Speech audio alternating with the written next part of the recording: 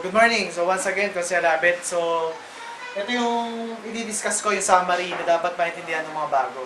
So, unang-una, yun. Yung global team flashout. So, yan. So, number 1, learn and understand network marketing. Kailangan ma-understand natin yung network marketing. Kasi, ang network marketing, kung tatanungin nyo ako, hindi normal. Bakit ko nasabing hindi normal? Kasi hindi tayo pinalaki ng mga magulang natin about sa network marketing. Diba? Sabi nga ng magulang natin, mag-aaral ka anak, para paglaki mo, makuha ng magandang trabaho. So, papakita ko sa inyo, ano ba yung network marketing, no? So, kung i-distinguish natin siya between employment, business, and network marketing, no? Sa employment, dito, kahit ayaw mo gumising na maaga, is talagang gigising ka, di ba? Hindi naman pwede na alas 7 yung pasok mo, papasok ka alas 8, so matatanggal ka. So, ibig sabihin, yun ang normal sa employment. Sa network marketing, kahit gumising ka ng tanghali or kahit anong oras ka gumising, okay lang. Kasi dito, ikaw yung boss. So, ibig sabihin, ikaw may hawak ng oras mo, yung time mo, kung paano mo gagawin yung network marketing. Okay? Saka dito sa network marketing, bakit hindi normal? Sa employment, di ba, halimbawa yung mga driver. Pag sabi ng amo niya, driver, pakikuha nga yung kotse. Di ba yung driver, kukunin niya yung kotse. Hindi siya magreklamo, hindi sabihin ng driver na, ano ba yan? Magdadrive na naman ako. Di ba? So, sa network marketing, bakit ganon? Minsan tayo, nagreklamo kagad. Ano ba yan? Mag-recruit na naman ako.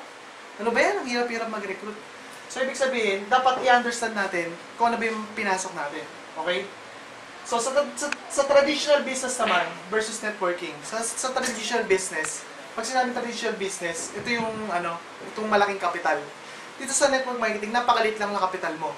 Pero kung titignan mo, pareho rin siya ng traditional business. Bakit? Yung business, ano ba si Henry C? Sabihin natin si Henry C, no? Si Henry C, may mall yan. So, sabihin natin, yung mall niya, kalat-kalat yan sa SM Mall, sa North Mall, sa SM Valenzuela, at kung saan-saan pa. Dito sa mga mall na to, bawat taong pumapasok is kumikita si Henry C. So, ibig sabihin, may kita siya dito, may kita rin dito, may kita rito, may kita dito. Sa network marketing, ganun din. Ikaw, naghahanap ka ng mga tao sa iba-ibang lugar. Kaya lang dito, tao-tao. So, ibig sabihin, pag itong tao na ito bumili, kikita ka. Ganun din, katulad kay Henry C. So, ganun yung network marketing. Tapos dito, minsan nagtataka tayo, bago pa lang tayo, pero para bang sabihin natin, ang hirap naman yan, ganyan. Pero sa employment, kung titignan nyo, 10,000 per month. Fix ka doon. Pero dito sa network marketing, pag tinignan mo, pwede kang 10,000 per month, pwedeng umabot ng 100,000 per month, pwedeng umabot ng 1 million per month. Kaya hindi siya normal.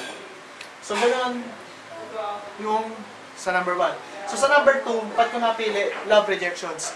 Ito kasing business na to is a rejection business. Kung ayaw mong ma-reject, huwag kang mag-network.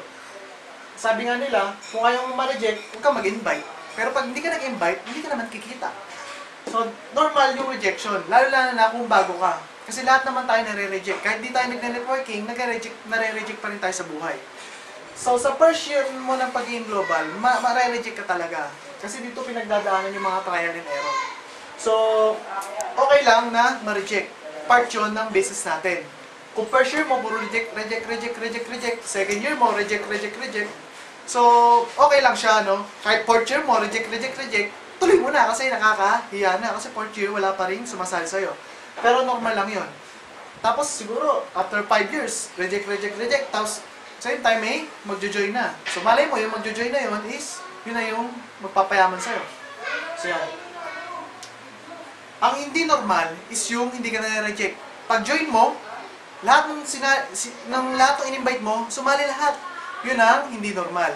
So, pag ganon, baka siguro kukunin ka na ni Lord kasi pinagbibigyan ka na. Kasi dapat, sa una talaga is nare-reject ka. So, love rejection. Huwag kayong matakot sa rejection. Okay? So, pangatlo, yung deepest why mo. Bakit mo ginagawa itong negosyo? Dito sa negosyo na to, patatagan ng lakas ng loob at palakihan o palaliman ng pangarap. Kasi dito, ang itatanong, ano ba yung dahilan mo? Bakit ka naging global? Kung ang dahilan mo lang dito para mabawi yung 780 mo, mag-quit ka na. Kung ang dahilan mo lang para makabili ng bagong cellphone, mag-quit ka na. Dapat dito, meron kang matinding dahilan. Kung tatanungin nyo ako kung ano yung matinding dahilan ko, unang-una, kaya ako nag-network kasi hindi ko nakita sa pagbibusiness ng traditional, nakikita ka ng ganun kabilis at kikita ka ng milyon. At the same time, gusto ko kasi mabigyan ng magandang buhay yung mga kapamilya ko, yung mga kapatid ko, gusto mapag-aral. At hindi lang para sa akin, para din sa mga pamilya ko. So, yun yung kung bakit gusto kong gawin yung AIM Global.